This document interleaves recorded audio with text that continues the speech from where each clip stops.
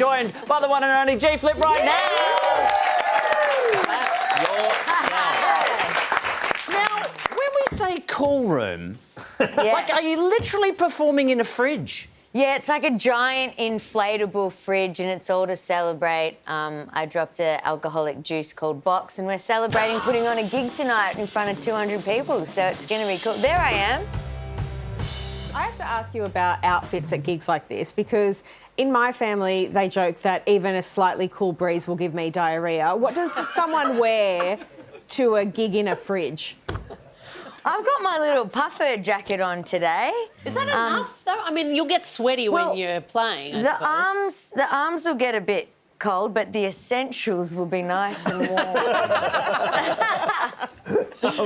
So you've just finished this huge tour, 65,000 people across the world. Yeah. So many different locations. Was there anywhere in particular that you sort of standout out fave for you?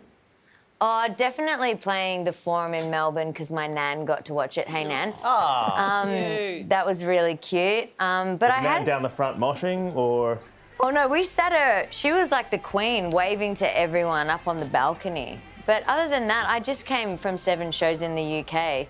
I just flew in yesterday, so those shows were pretty amazing. And Scotland was the last one, so they'd be rowdy. Glasgow, yeah. Glasgow, they get real rowdy. Yeah. I assume they just fight while they're enjoying the show. They're fighting each other. There was no fighting at all, but, like, a lot of cheering. That was actually in Bristol. There was just some footage. There was a fan that fell ill during the show. And then for everyone's safety, we all evacuated and my legend tour manager said in my little earpiece, why don't you do the last song outside? So I just said, everyone come outside, we'll do the last song.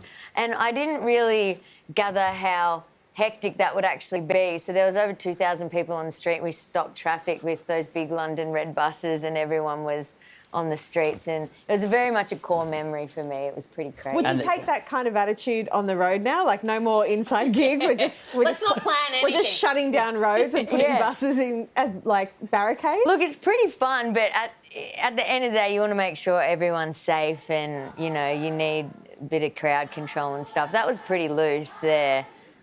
Just hand out a bit of box afterwards and everyone will be fine. These buses were just, like, honking the whole time. It was... Yeah, it was pretty cool and surreal. Now, I feel I have an apology to make to you, and I don't know if I have talked about this publicly, but I don't know if I've said it to your face, about how I feel I was sliding into your DMs too much when Drummer came out last year, one of the most incredible albums, Worst Person Alive, a great single, great expression, great... Wait, I'm wondering... No, because I feel I was pestering you, because as I said publicly, what I love about getting to do a show like this, which I hadn't got to do in a while, is I get to meet the people that I admire in the industry, and I hadn't had the chance to do that with you yet. And I just felt like I was just at you all the time about how great you were, having not officially said hi. No, never. Was I being a pain? No, you were lovely. I met you for the first time at the Logies, and I remember you came over and said, I'm such a fan of The Worst Person Alive, and I said, Rove, I'm performing it tonight, and you were like, ah! and then I turned to my brother that was at the Logies with me, and I was like, that was Rove McMahon. It's like, that I've watched you my whole life growing up, and you've been such a light for so many people who have watched you from such a young age. So, you know, I was fanning over you like you were fanning over me, so it's reciprocated. So. Well, that's very sweet. I'm going to get a tattoo now. You took some time off when you were touring to come and have a second wedding here after the first one in Vegas. No, third wedding. Third wedding. Which of the three was the best? Oh, I've got to say the wedding that me and Chrishell just had here in Melbourne was really special because, you know, all my family, they were pretty pissed off that they weren't at the first two. So, yeah, having all of my really close and dear people to me there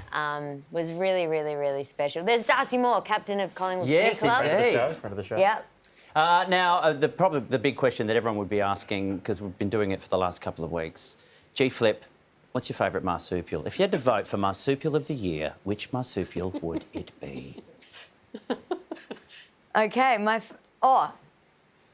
the drop bear. Yes. It's fake ones are fine. on the list. added to the list. Suddenly, it's rocketing to number one. Yeah. Well, to keep up to date with all the GFlip's tour dates, you can head to our website for details. Please thank the one and only to their face, GFlip.